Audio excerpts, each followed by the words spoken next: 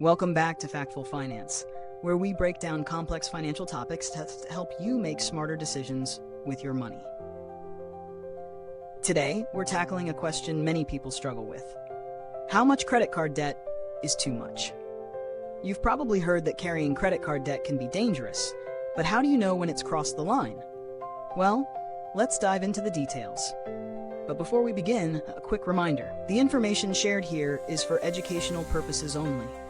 If you need personalized advice, it's always best to consult a financial professional. Now, let's talk about credit card debt.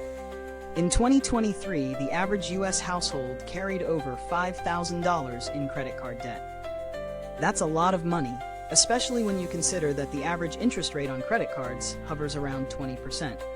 With that kind of debt, the interest alone could take years to pay off. But when does it become too much? First, let's define what too much credit card debt looks like. The key factor here is your credit utilization ratio. This is the percentage of your available credit that you're currently using. Financial experts recommend keeping your utilization ratio below 30%. If you're consistently over that threshold, it's a sign that you may be relying too heavily on credit cards and could be heading into risky territory.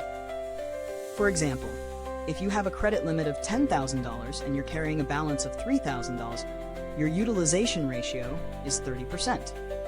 If you go beyond that, say to $5,000, your ratio jumps to 50%. At that point, not only are you paying high interest on the balance, but your credit score could also start to take a hit, making it even harder to secure loans or get lower interest rates in the future. But what about total debt?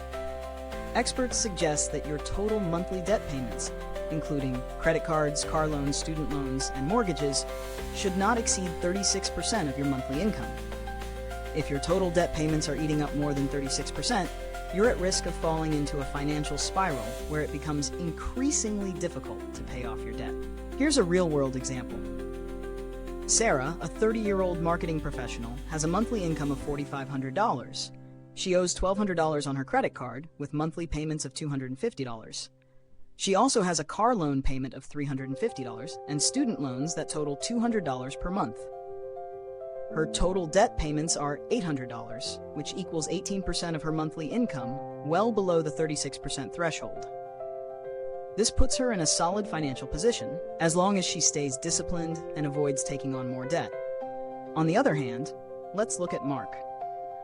Mark's monthly income is the same as Sarah's, but his monthly debt payments total $1,800, or 40% of his income. With $900 in credit card payments alone, he's in a risky spot. Mark might need to consider paying off some high-interest debt before it consumes his finances completely. So how can you handle credit card debt if it's too much? Start by setting a budget.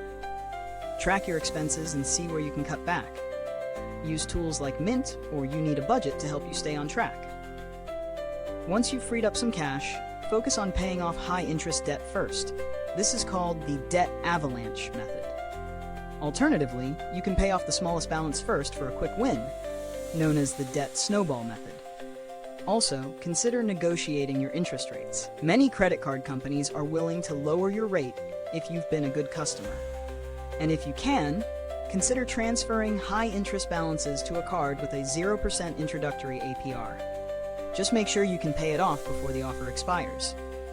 If you're overwhelmed, seeking professional help is always a good option. Debt management programs and credit counseling services can offer tailored advice and help you structure a repayment plan. In conclusion, the amount of credit card debt that's too much varies from person to person. But the general rule is, if your debt is eating up a large chunk of your monthly income, or if your credit utilization ratio is consistently above 30%, it's time to take action. So what's the first step you'll take to manage your credit card debt?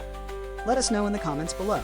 And remember, it's all about taking small, steady steps toward financial freedom. Thank you for watching Factful Finance. If you found this video helpful, don't forget to like, subscribe, and hit the bell for more financial tips. Take control of your financial future, one decision at a time.